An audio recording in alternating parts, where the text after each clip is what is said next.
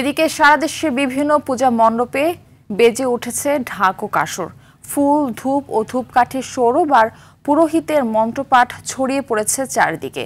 মহানবমী তিথির শুরু থেকেই দেশের মণ্ডপে মণ্ডপে ভক্তদের আগমন হচ্ছে। সকলের মনে খুশির জোয়ার। এবছর দেবী দুর্গা মর্তে এসেছেন গজে চড়ে।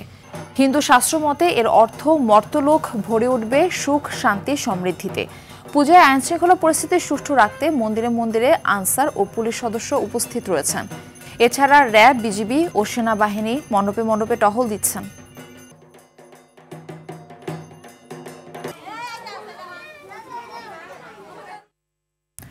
মহানবমী নিয়ে আরো জানাতে চট্টগ্রাম থেকে আমাদের সঙ্গে সরাসরি যুক্ত হচ্ছেন সহকর্মী সাইফুল মাহমুদ।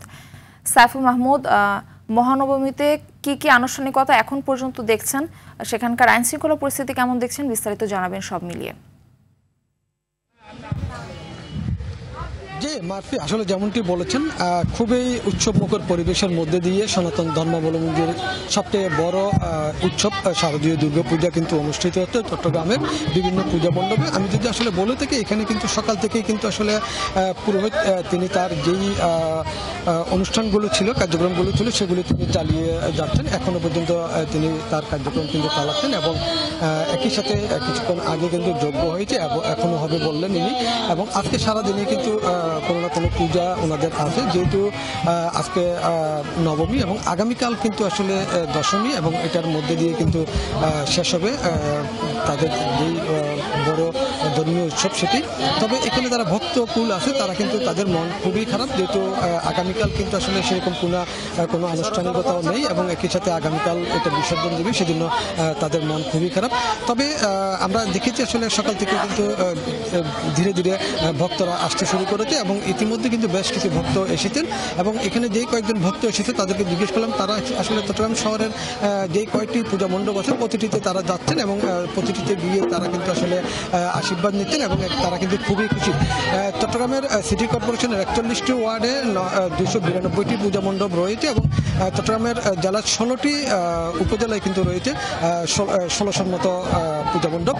প্রত্যেকটা পূজা মণ্ডপকে ঘিরে কিন্তু আইনশৃঙ্খলা রক্ষাকারী বাহিনী কিন্তু সজাগ দৃষ্টি রেখেছেন যাতে কোথাও কোনো ধরনের অপ্রীতিকর ঘটনা না ঘটে। বিশেষ করে পুলিশ, র্যাব, সেনাবাহিনী প্রত্যেকে কিন্তু আসলে খুব সতর্ক অবস্থায় আছেন এবং এই পূজা কমিটিও কিন্তু খুবই সন্তুষ্ট, যেহেতু তাদের এই পূজাটা কিন্তু আসলে এই মুহূর্তে এখনো পর্যন্ত খুব নির্বিঘ্নে সুন্দরভাবে পালিত হচ্ছে।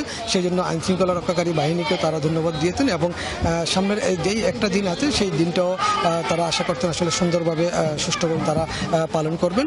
এবং একই সাথে আইনশৃঙ্খলা রক্ষাকারী বাহিনী কিন্তু আসলে সাদা পোশাকে কিন্তু বিভিন্ন পূজা মণ্ডপগুলিতে কিন্তু পাহারা দিচ্ছেন এবং চট্টগ্রাম সিটির মধ্যে, চট্টগ্রাম সিটির বাইরে যতগুলি পূজা মণ্ডপ রয়েছে সব প্রত্যেকটা পূজা মণ্ডপ কিন্তু সিসি ক্যামেরার আওতায় আছে যাতে কোনো ধরনের অপ্রীতিকর ঘটনা না ঘটে।